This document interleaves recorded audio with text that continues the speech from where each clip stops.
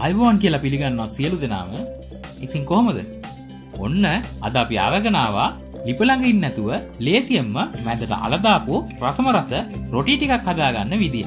ඉතින් ඔයාලා තාමත් අපේ YouTube channel එක subscribe කරලා නැත්නම් දැන්මම පල්ලෙහා තියෙන subscribe button එක ඔබලා ඊට යටපැත්තේ තියෙන bell icon එක ඔබන්න අමතක කරන්න එපා. ඉතින් මේ රොටි හදන්න අද අපි අරගෙන තියෙනවා පාම්පිරි ග්‍රෑම් 200යි, ගාගත් පොල් කෝප්පයයි, ඒ වගේම අල, ලීක්ස්, කැරට්, ලුණු එකතු කරලා හදාගත්තු මිශ්‍රණයක්. ඔයාලට මේ මිශ්‍රණය බලා ගන්න අවශ්‍ය නම් මම පල්ලෙහා link එකක් දාලා තියෙනවා. ඒ link එකට ගිහිල්ලා බලන්න. මේ වීඩියෝ එකේ මේ මිශ්‍රණය හදන විදිය තියෙනවා. ඒ වගේම අපිට අවශ්‍ය වෙනවා පොල් තෙල් ස්වල්පයක්, ලුණු, වතුර. මුලින්ම ටිකක් ලොකු භාජනයක් අරගෙන මේ පිටි ටික දාගන්න. පිටි ටික දාගත්තට පස්සේ මේ පිටි වලට දාගත්ත පොල් ටික දාගන්න.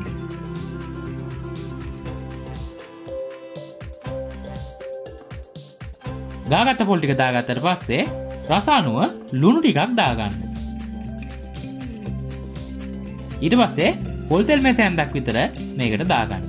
දාලා හොඳින් කලවම් කරන්න. මේ විදිහට කලවම් කරලා අතේ ඇලෙන්නේ නැති ප්‍රමාණයට එනතුරු වතුර ටික ටික එකතු කරමින් පිටි ගුලියක් හදාගන්න.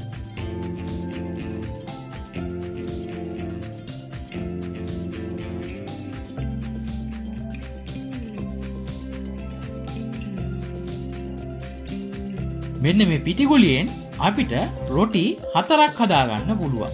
ඒ නිසා මේ පිටි ගුලිය කොටස් 4කට කඩා ගන්න. දැන් මේ කඩාගත්ත කොටස් 4ෙන් එක කොටසක් අරගෙන අපි සාමාන්‍ය රොටි හදන විදියට තුනී කරගන්න ඕනේ.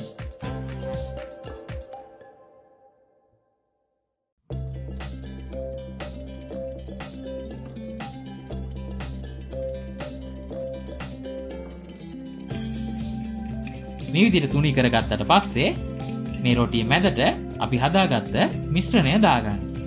දාගෙන මේ පේන විදිහට එළවලු රොටියක් වගේ ත්‍රිකෝණාකාරව නමා ගන්න. මොකද මේ රොටිය අද අපි කබලේ පුච්චන්නේ නැහැ. මේ රොටිය අපි පුච්චන්නේ ටෝස්ටර් එකේ.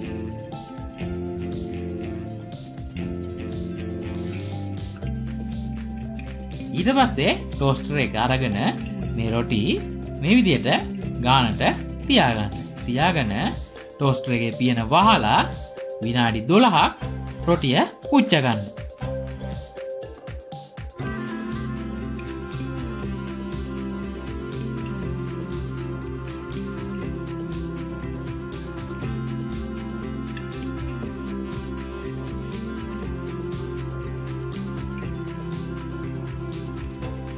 ඔන්න දැන් අපේ රොටි ටික හදලා ඉවරයි. දැන් තියෙන්නේ රස බලන්න.